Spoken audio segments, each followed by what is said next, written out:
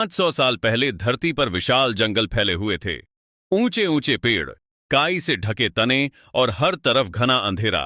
सूरज की किरणें पत्तों के बीच से टूटकर आतीं और रहस्यमयी चमक बिखेरतीं। जंगल के बीच गांव, इन्हीं जंगलों के बीच एक छोटा सा गांव था।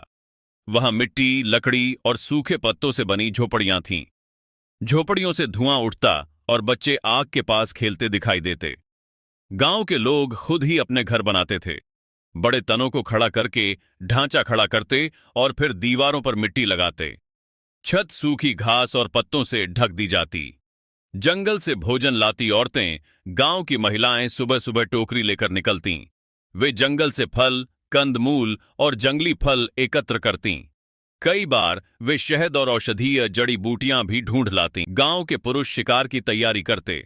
वे अपने धनुष, बाण, भाले और लकड़ी के डंडों को तेज करते। आग के पास बैठकर शिकार की रणनीति बनाई जाती। शिकार पर निकलना, सुबह होते ही शिकारी जंगल की ओर निकलते। हाथों में हथियार और आंखों में उत्साह। चारों ओर धुंध फैली रहती और पत्तों से ओस टपकती। हिरण का पीछा। जंगल में एक हिरण तेजी से भागा। शिकारी उसके पीछे दौड़े। कोई धनुष तानता तो कोई भाला फेंकने की तैयारी करता। यह एक रोमांचक दृश्य था। एक जगह पर शिकारी का सामना जंगली सूअर से हुआ। सूअर दांत से हमला करता और शिकारी भाले से उसका सामना करता। यह लड़ाई खतरनाक लेकिन जरूरी थी। पानी लाती महिलाएं और बच्चे। गांव में महिलाएं और बच्चे नदी से पानी भरकर लाते। वे मिट्टी के घड़े सिर पर उठाते और नंगे पांव पगडंडियों से गुजरते। परिवार का भोजन। शाम होते ही परिवार आग के चारों ओर बैठता। मांस को लकड़ी की सींख पर भूनकर खाया जाता। धुएं की महक और आग की गर्माहट सबको घेर लेती। त्योहार का जश्न। जब शिकार सफल होता तो पूरा गांव खुशियां मनाता।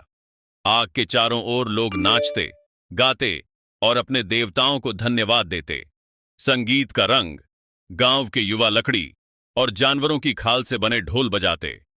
ताल पर सब झूमते, तालियां बजाते और गीत गाते। बुजुर्गों की कहानियां।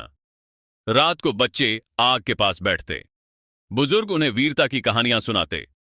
कैसे उनके पूर्वजों ने शेर से लड़ा, नदी पार की और जंगल में जीवन बनाया। वैद्य की विद्या।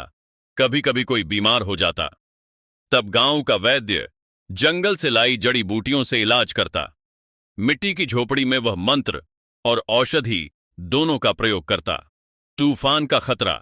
एक रात तेज आंधी और बारिश आई। बिजली चमकी और झोपड़ियां हिलने लगीं।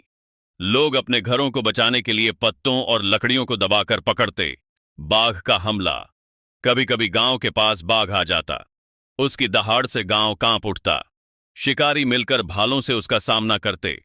यह संघर्ष जीवन और मृत्यु का खेल होता। शहद की तलाश।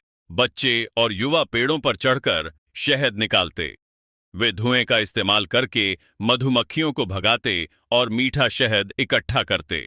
शिकार की वापसी। शिकारी सफल होकर गांव लौटते। उनके कंधों पर हिरण लटका होता।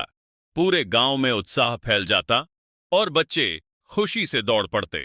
सरपंच की सभा। गांव का मुखिया लकड़ी की बनी कुर्सी पर बैठता।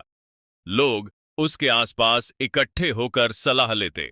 कहां शिकार करना है, कैसे गांव को सुरक्षित रखना है। शांत शाम। सूरज ढलने के साथ गांव पर शांति छा जाती। झोपड़ियों से धुआं उठता और जंगल सुनहरी रोशनी से चमकता। आग की लपटों के बीच लोग सोने की तैयारी करते।